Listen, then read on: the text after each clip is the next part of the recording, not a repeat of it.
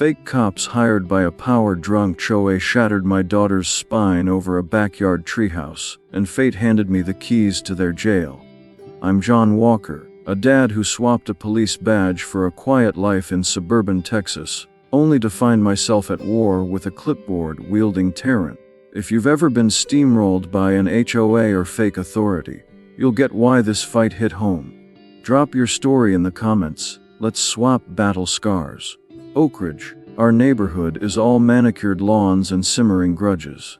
My wife Sarah and I settled here 15 years ago, drawn to a brick house on a half-acre lot, free from the HOA's grip because our deed predates their rule book. Our daughter Emily, 12 and brimming with imagination, is why we stay. She's the kid who'd rather sketch a fortress than watch TikTok, and her latest obsession was a treehouse. We built it last spring, a simple platform in our oak, with a rope ladder and a tin roof that gleamed under the sun. To Emily, it was a pirate ship, a lookout tower, a world of her own. Her grin as she climbed it was worth every hammer swing. Then Karen Mitchell, Oak Ridge's HOA president, decided our joy was her enemy. Karen's the type who'd fine a rosebush for blooming out of turn, her perma-helmet for her ego. She runs the HOA like a mini dictatorship, her community standards committee. Just a posse of yes men. Most neighbors bow to her. But not us. Our lot's outside her jurisdiction, a thorn in her side. She'd nitpick our mailbox or trash cans, but I'd shred her letters and move on. Until she targeted Emily's treehouse. It started with a certified letter, stamped with HOA pomp, claiming the treehouse was an aesthetic violation, tanking property values. I chuckled, knowing Karen had no say over our land. Sarah suggested a polite reply, but I wasn't about to grovel. The letter went into my desk drawer, and I told Emily her fort was safe. Karen didn't stop. Emails followed, then voicemails, each shriller than the last, threatening action. Neighbors whispered. Some backed Karen, others urged me to stand firm. I figured she'd fizzle out. I was wrong. Karen's HOA wasn't just annoying, it was dangerous. I'd read about boards like hers slapping fines on non-members for swing sets or paint colors. Bankrate calls it classic overreach, with 38% of homeowners fed up per YouGov. Karen's crew took it further, hiring security to strong-arm dissenters. I thought it was bluster until that May day in 2025, when Sarah's panicked call hit me at the hardware store. John, it's Emily. Ambulance. Treehouse. My old cop instincts flared and I raced home to a nightmare. Two men in knockoff police uniforms, no badges, just Oak Ridge security, patches, had stormed our yard demanding Emily dismantle her treehouse. When she defied them, things turned ugly. I won't spill the worst here, but Emily ended up in a hospital, her future uncertain. Those thugs and the HOA witch who sent them had no idea who they'd crossed. My 30 years on the force taught me one thing: you don't hurt my family and walk away. Retirement had dulled my edge, but that day sharpened it.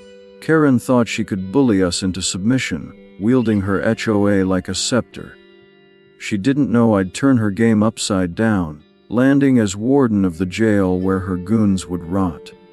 This isn't just about a treehouse.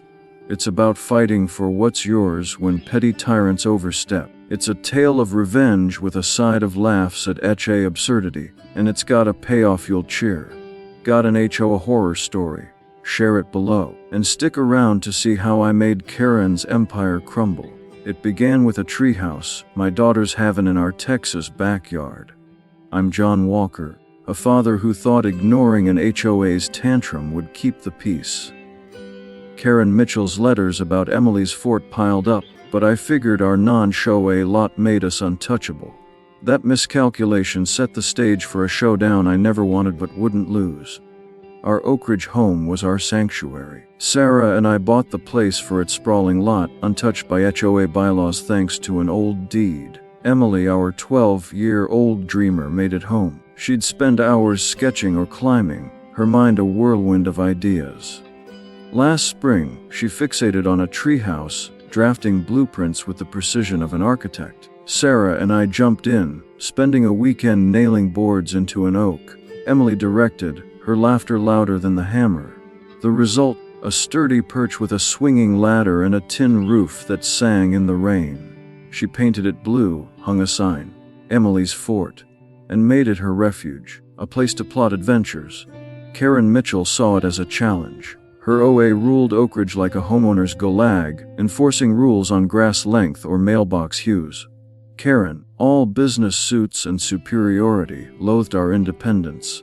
She'd harassed us before. Letters about our fence, glares at our unapproved bird feeder, but the treehouse lit her fuse. A certified letter landed in April 2025, demanding we demolish it for lowering property values. I scoffed, filing it away. Our land was ours and Karen's reach didn't extend to our oak. Sarah urged caution. She's relentless, John. I shrugged. She's got no power here. But Karen doubled down. More letters, emails to neighbors, voicemails about fines we didn't owe. I ignored them, but the neighborhood buzzed. Old Man Jenkins, a non-HOA ally, warned me. She fined my shed last year. Watch out. I nodded, thinking Karen's bark was worse than her bite. I'd seen worse on the force. Dealers, not desk jockeys, were real threats. I should have listened to the stories. HOAs like Karen's love flexing muscle, even on outsiders. Bankrate cites cases of boards targeting non-members over sheds or swing sets, banking on intimidation. Karen's HOA had a security patrol, a glorified rent-a-cop crew that patrolled yards. Neighbors grumbled, but I dismissed it as posturing. Emily didn't care. She'd scramble up her ladder, sketching dragons unbothered. Karen's just mad 'cause her house is boring, she teased. I ruffled her hair, proud of her spunk, but the pressure built. Karen's voicemails turned venomous, demanding I meet her. Compliance team. I deleted them, telling Sarah it was noise. Neighbors split. Some sneered, siding with Karen, being HOA loyalists. Others, like Jenkins, left notice. Stand your ground, John. The air grew heavy, like a storm brewing. Sarah started bolting the gate, her eyes darting to the treehouse. What if she goes too far? She asked. I hugged her. She's a bully, not a mastermind. Famous last words. Karen wasn't just petty, she was calculated. Her obsession with our treehouse was about control, not curb appeal. She hated our defiance, our lot a symbol of her limits. I thought like a cop I stay cool, let her tire out. But this wasn't a precinct standoff. It was my home, and Karen was loading a cannon I didn't see. What happened next turned our haven into a battlefield, and I'd spend the rest of this story making it right. Stay tuned, it's about to get messy.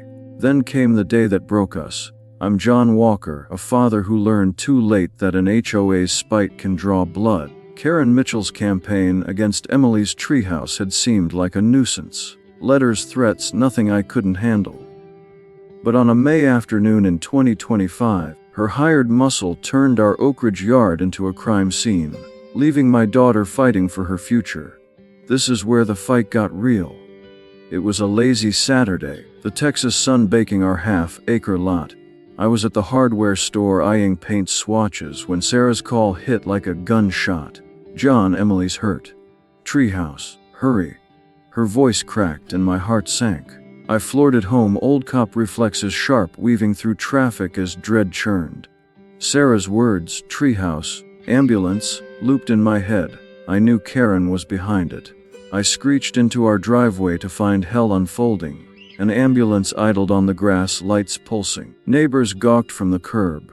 Sarah knelt by our oak, sobbing as medics strapped Emily to a stretcher. My girl, 12 and fearless, lay pale, wincing, her fort's ladder dangling above like a noose. A paramedic met my eyes. Spinal injury. We're headed to St. Luke's. I nodded, numb, and turned to Sarah. Tell me, she pieced it together through tears. Emily was sketching in her treehouse when two men barged in. Fake cops in cheap uniforms.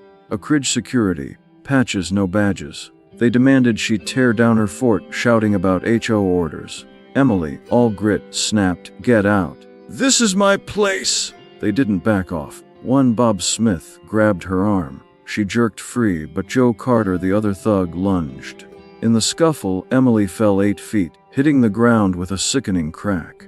Her scream froze Sarah, who who ran from the kitchen to find the men fleeing in an unmarked SUV. A neighbor dialed 911. I stared at the treehouse, its blue paint mocking me. Rage surged, 30 years on the force and I'd failed my own kid.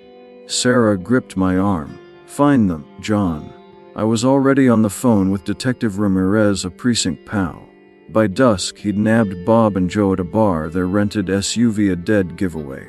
They faced charges: assault causing serious injury and impersonating police, felonies under Texas law. Ramirez cited the penal code. Serious harm means serious time. But I wanted more than cuffs. I wanted Karen. Emily was in surgery, her spine fractured. Sarah stayed glued to her bedside. I met Ramirez at the station, digging for Karen's role. The thugs claimed she'd hired them to handle the treehouse, but she denied it, saying they went rogue. Her emails, though, told a different story. Orders to act with authority. Neighbors confirmed she'd bragged about fixing us. She'd weaponized her HOA, and Texas law doesn't take kindly to fake badges, especially when a kid gets hurt. I drove home, the treehouse a shadow in the dark. Emily's sketchbook lay in the dirt, open to a dragon. I clutched it, vowing justice. Karen's letters in my desk proved her obsession. Weeks of demands to destroy Emily's joy. She wasn't just meddling, she was dangerous. Homeowner forums buzz with stories of HOAs hiring goons, but impersonation's a crime, and Karen's hands weren't clean. That night, Sarah called. Surgery's done, but she might not walk for months. My throat tightened. I'd underestimated Karen, and Emily paid the price.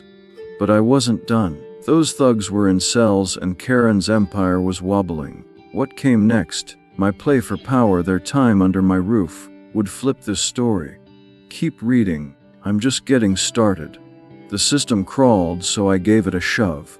I'm John Walker, a dad turned hunter after Karen Mitchell's fake cops crippled my daughter Emily. May 2025 left us battered. Emily in rehab, our savings bleeding. But I wasn't waiting for courts to fix it. I took the warden's job at the jail where Karen's thugs landed, turning their punishment into my playground. This is how I started evening the score. Emily's recovery was torture. St. Luke's became our second home, its sterile halls echoing with her grunts during therapy. Her legs, once nimble on her treehouse ladder, were traitorously still. Each session drained her, her face etched with pain. Sarah tried to soothe with stories. Bills piled up, 10,000 just to start, and Sarah's eyes grew hollow. Will I be me again, Dad? Emily asked, her voice small. I forced a grin. You're tougher than all of us. But doubt gnawed me. I channeled it into action. Detective Ramirez confirmed Bob Smith and Joe Carter's charges. Assault and impersonating law enforcement, heavy felonies. They were elite security hires, bottom feeders with no training, paid by Karen's OA. She stonewalled, claiming they acted alone, her lawyer spinning tales of miscommunication. I wasn't buying it. Using old cop contacts, I got HOA records showing payments to elite for compliance. Homeowner blogs ran about similar stunts, security acting like cops, but Texas law nails impersonators, and Karen's orders were in the emails. The trial lagged and Karen's denial held. Neighbors wavered, some sent flowers, others muttered we'd asked for it. By defying the HOA, Jenkins, our ally, whispered, "She's nervous, John." I needed more than nerves. Then I saw it, a warden opening at Travis County Jail. My decades on the force made me a lock, and by July 2025 I was in. The jail's concrete walls and clanging gates felt familiar. When Bob and Joe's pleas landed them 6 years inside my walls in August, I greeted them in processing. My house, my rules, I said, watching them shrink. Sarah called it fate, I called it leverage. As warden, I kept it fair but firm, no special treatment for those two. They scrubbed toilets, ate slop, and jumped at my shadow. Thought you were hotshots, I told my deputy. Now they're just numbers. It wasn't about cruelty, it was about consequences. But Karen was still free, her HOA dodging audits. I pushed county officials, using jailhouse clout to probe her contracts. Those emails ordering authority were my ammo. If I could prove she knew elite was shady, she'd fall. Emily kept me sane. By August, she could shuffle with a walker, sketching fiercer dragons. "This one's for you," she said, handing me one. I hugged her, promising Karen's head. The treehouse stood, a weathered monument. Sarah wanted it gone, I refused. "It's Emily's fight," she nodded, teary. Karen sent a new letter, "Our lawn now," and I filed it for evidence. At a barbecue, I heard Karen's allies blame us, but Jenkins grinned. They're rattled. I was rattling harder, pushing for HOA reform. Bob and Joe were caged, Emily was rising, and Karen's lies were fraying. The treehouse, a wound, marked my vow. I wasn't just a father. I was a warden with a plan. The final blow's coming, and it's a doozy.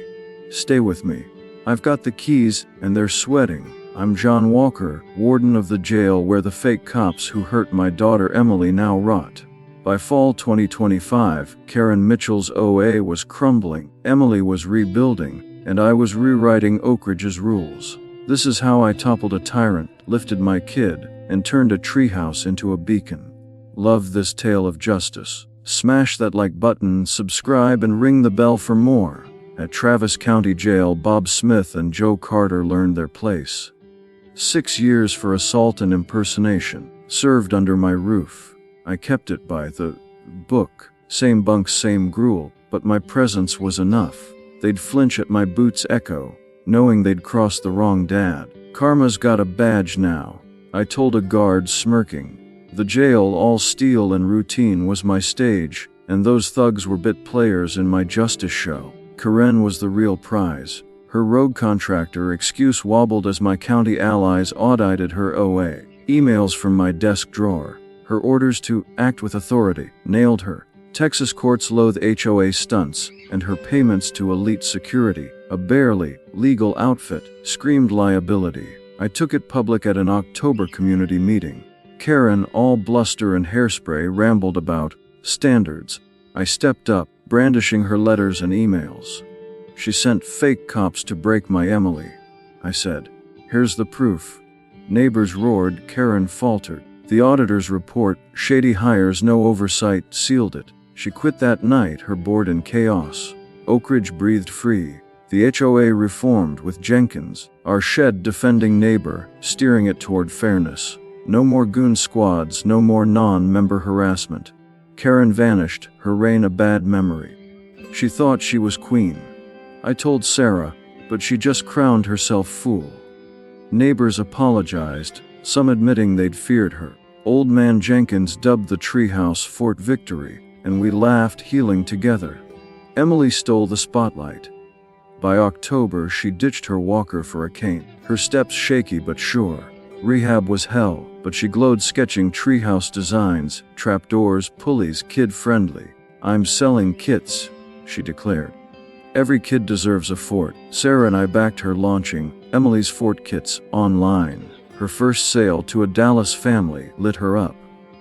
The treehouse, once a scar, fueled her comeback. She'd sketch beneath it, cane propped nearby, her resilience a middle finger to Karen's goons. The law wrapped it tight. Bob and Joe's sentences stuck, and I monitored them from my warden's desk. The HOA settled, paying $200,000 for Emily's bills to dodge a trial. Legal blogs note courts curb OA abuse, and our case tightened the screws. I lobbied for security laws ensuring no kid suffers again. It was duty, not spite. Humor carried us. Emily mimicked Karen's whine, Sarah cackled, and I quipped, her security just wanted mall cops.